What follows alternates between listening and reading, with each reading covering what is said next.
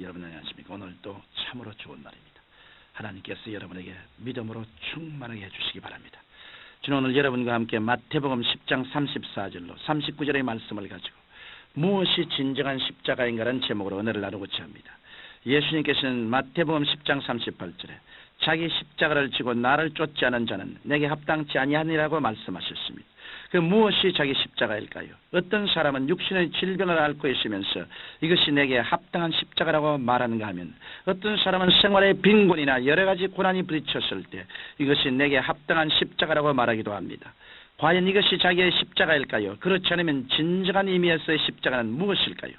우리는 우리의 신앙생활 중 무엇이 진정한 십자가인지를 분명히 알고 행해야 합니다.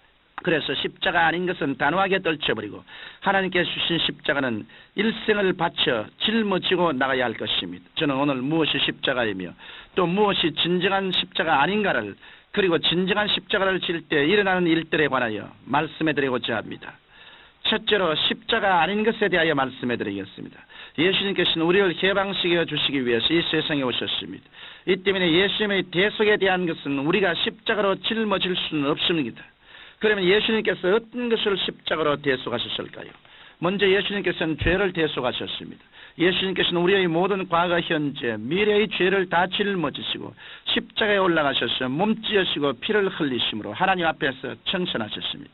이러므로 오늘날 우리가 죄로 인해 고통당하면서 이것이 나의 십자가라고 말하는 것은 절대적인 잘못인 것입니다. 또한 예수님께서는 질병을 대속하셨습니다. 만일 질병이 십자가라면 의사에게 치료를 받거나 약을 먹으시는 안 될 것입니다. 우리는 예수 그리스도의 생애를 통하여 볼 때 질병이 십자가가 아님을 알 수 있습니다. 예수님께서는 당신의 사역 3분의 2를 병 고치는 데 보내셨습니다.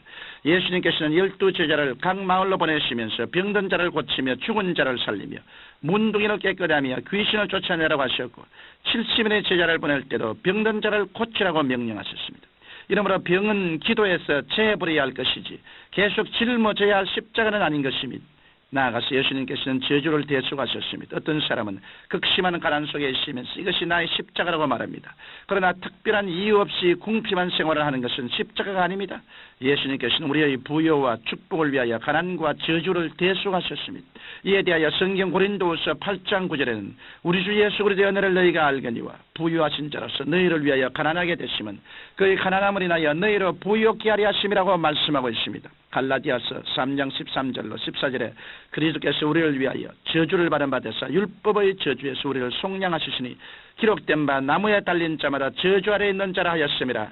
이는 그리스도 예수 안에서 아브라함의 복이 이방인에게 미치게 하고 또 우리로 하여금 믿음으로 말미암아 성령의 약속을 받게 하려 함이라고 말씀하고 있습니다. 이처럼 우리가 예수님 앞에 나오면 예수님께서는 우리를 저주에서 해방시켜 주시고 아브라함이 받았던 축복을 주시겠다고 하셨으므로 우리가 이유 없이 생활의 궁핍과 낭패에 허덕이면서 이것이 나의 십자가라고 하는 것은 잘못된 것입니다. 이러므로 죄의 고통, 질병의 고통, 특별한 이유 없이 당하는 궁핍의 고통, 실패와 낭패의 고통은 십자가가 아닙니다. 이런 것들은 예수님께서 십자가에서 다 대속하신 것입니다. 우리 주님의 뜻은 우리의 영혼이 잘됨같이 범사에 잘되고 강건하여지는 데 있는 것입니다. 둘째로 진정한 십자가가 무엇인지에 대하여 말씀드리고자 합니다. 십자가는 사형틀입니다. 유대인들은 저주받은 사람을 나무에 십자가에 매달았었습니다. 로마인은 극형을 받은 사람을 십자가에 매달았습니다. 이러므로 십자가는 저주의 상징이요 극형의 상징이지 아름다운 장식품이 아닙니다. 그러면 예수님께서 말씀하신 자기 십자가란 도대체 어떤 십자가일까요? 먼저 자기 십자가는 자기를 극복하는 생활을 말합니다. 갈라디아서 5장 24절에 보면 그리스도 예수의 사람은 육체와 함께 그 정과 욕심을 십자가에 못 박았느니라고 기록하고 있습니다. 이러므로 육신의 정욕, 안목의 정욕, 이 세상의 자랑을 쫓아 살던 나의 뜻을 거부하고 주님의 뜻대로 사는 것이 자기 십자가인 것입니다.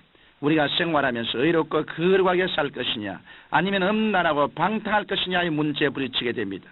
이때 단호하게 정과 욕을 십자가에 못 박아버리고 거룩과 의의 길을 택하고 자기를 극복하는 생활을 할 때 십자가를 지는 것이 되는 것입니다. 이러므로 십자가는 매일매일의 생활 중에 육체의 길을 버리고 주님의 길을 택하는 생활, 곧 자기를 극복하는 생활인 것입니다. 또한 자기 십자가란 주님을 쫓기 위해 자원에서 짊어지는 고난을 말하는 것입니다.